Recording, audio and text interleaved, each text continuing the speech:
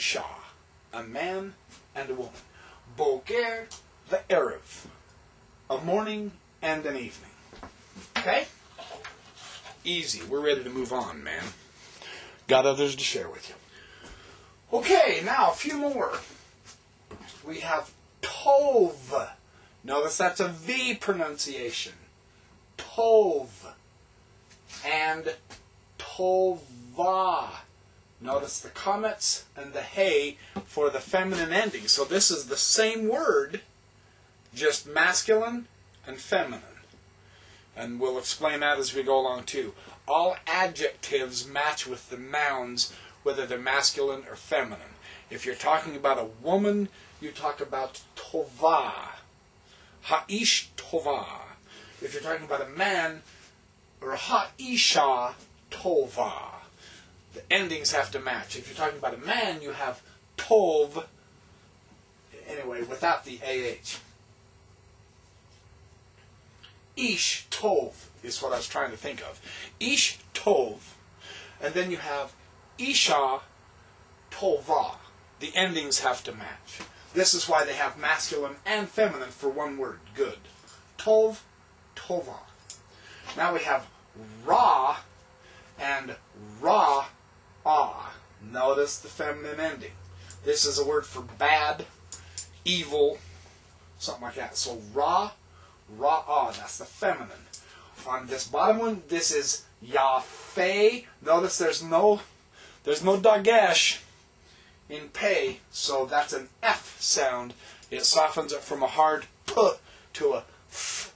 So this is yafeh, and this is yafa. This is the feminine. This means nice, beautiful, something like that. So there's masculine and feminine. Tov, tova, ra, ra-ah, yafeh, yafa.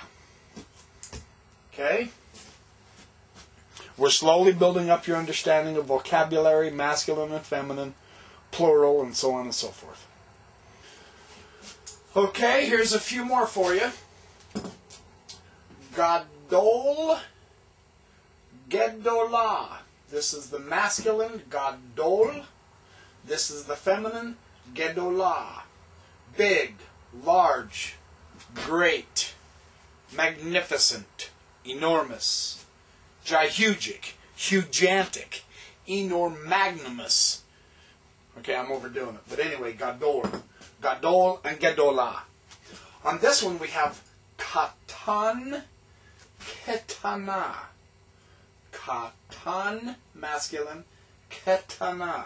The vowel is reduced. That's why you have this zera, and it changes the Ketana from Katan. Same with Gadol and Gedolah. I forgot to tell you, the vowel reduces with the change in the masculine to the feminine.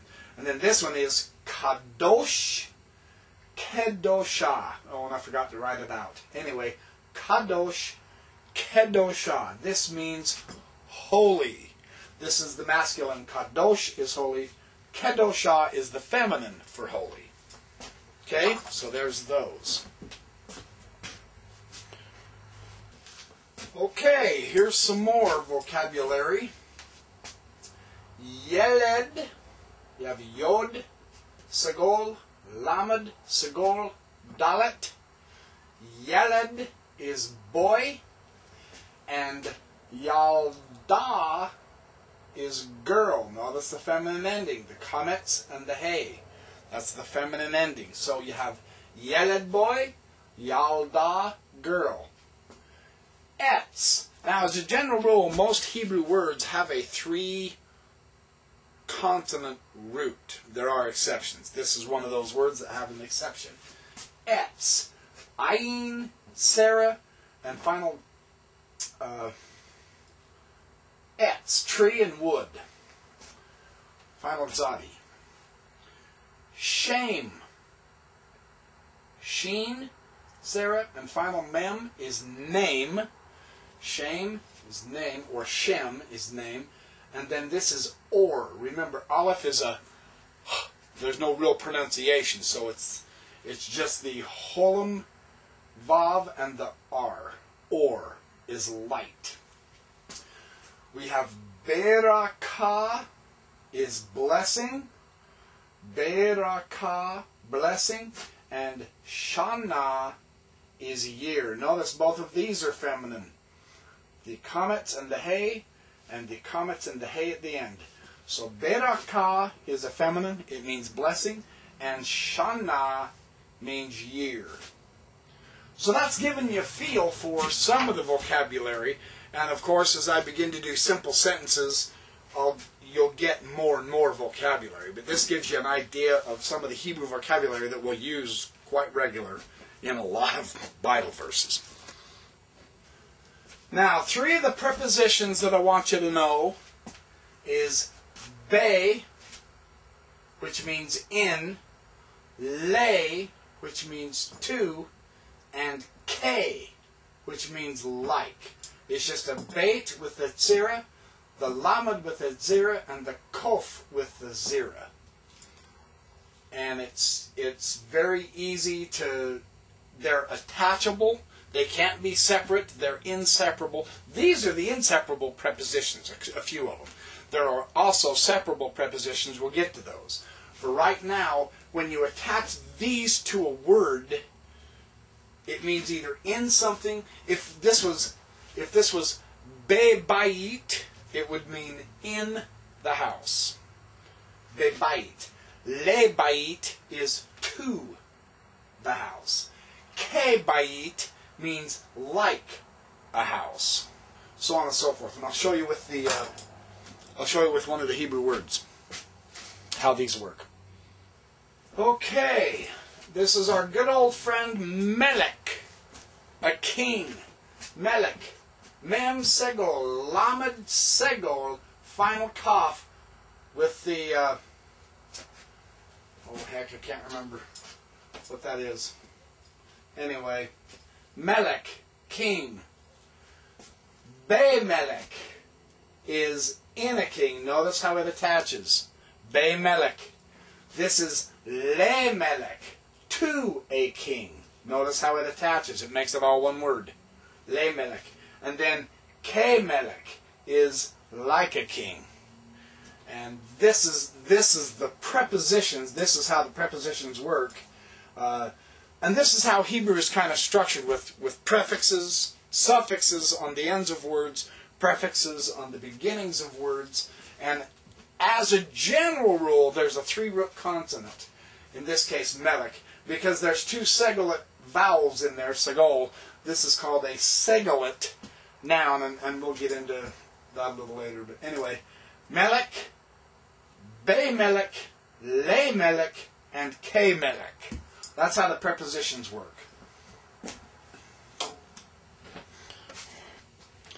I just had to let you know I knew what this was. I'm tired tonight. It's late. And I'm trying to get you as much Hebrew as I can. This is a shavah in the final kaf. Unless there's another vowel in the final kaf. Final kaf always takes a shavah. It's never just single like a final noon or a final mem. They don't take the shavah, but the kaf does. So anyway, that's melech, kemelech, lemelech, kemelech. Or bemelech. A few more very important words that show up often in the Dead Sea Scrolls, especially in the Enoch texts, as well as the IQS and the Isaiah, the Great Isaiah Scroll, and so on and so forth. Na'ar. Na'ar means youth. Enoch is always called a Na'ar. You have Nun and Patak, and then Ayin, and then Patak, and then Resh. Na'ar, youth. This one is Zakain. Zakain means an old man or an elder. It's a respectful title. And then Nahar means river. It's very similar to Na'ar, but it's Nahar, and it's river. And then we have Derek. D, Dalet, Segol, Resh, Segol, final kaf. Derek is the road or the way. And the 2 ways is often talked about in the Dead Sea Scrolls. So these are some of the vocabulary words that we're going to start getting used to and seeing as we study the scrolls, as well as some of the other Hebrew verses in the Bible that the scrolls refer to. That way we can kill 2 or 3 birds with one stone.